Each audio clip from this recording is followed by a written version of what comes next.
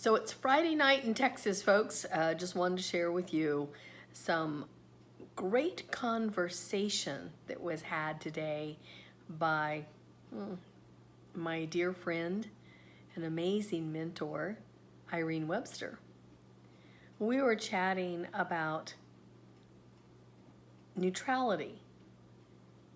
Irene has spoken about this many times on her wake-up calls. And it is something that has been difficult for me. And of late, I have been feeling how neutrality, gosh, maybe it's this pup that I have in training that is bringing about neutrality in my life. And it has really helped me when there has been drama that's popped up in my life. I'm not engaging. It has nothing to do with me. Now, there is some drama that I can stir up, but of late, I'm not even interested in doing so.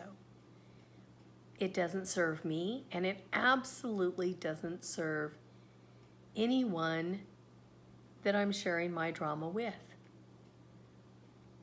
One of the things that I have found with this pup and in raising dogs in general is you don't want to bring emotion into it, into the puppy training. There should not be, is it easy? No. But there should not be any type of an emotional tone to your voice when you're training. You can increase the octave of your voice, but you still stay neutral in your energy. So what I mean by bringing the octave up in your voice is if they're doing something good, or maybe they're struggling with a command, which lately Timba's been struggling with the off command that we use when she is leaving, she's jumping out of the back seat of the car. And she's just kind of struggled with it. Not sure, perhaps it's a depth perception with where she is in the car and the ground.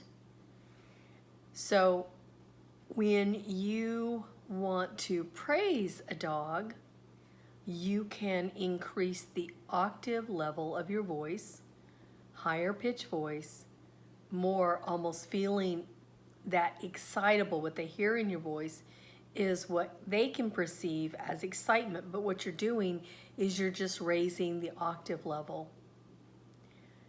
The emotions in your body stays neutral.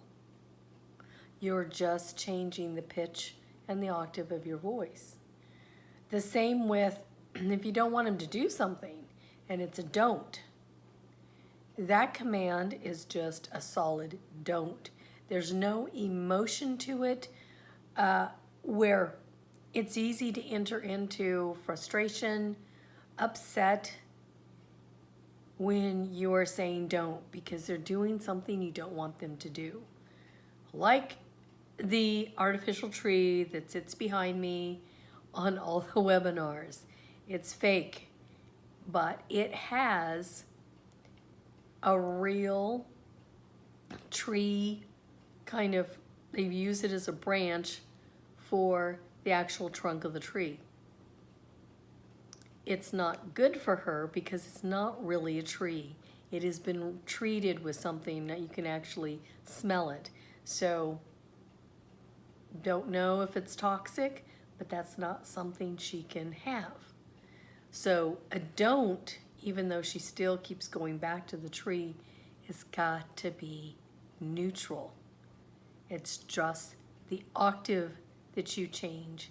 You don't put any emotion to it at all. When you bring emotion into the training of a dog, you can actually put into their psyche fear, frustration, anger. And that's, none of those traits are good in a dog at all. So it's very important to stay neutral, and it's neutral energy within your body. And then you're able to, depending on the situation, if she is told to don't, and she chooses to walk away from the tree, then it is raising the octave, raising the tone of my voice. Good girl, good girl, good girl. But my body, my energy within my body stays neutral. And so I have just been applying this when dealing with humans, staying in that place of neutrality and not being triggered by other people's emotions. What's going on in their life is what's going on in their life. It has nothing to do with me. I have no idea what could be going on in other people's lives. And it's really personal to them.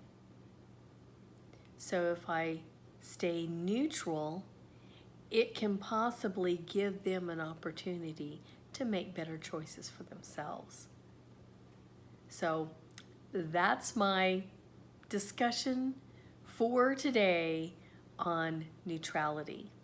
I hope you guys have an amazing weekend, and we'll see you on the next video. Cheers.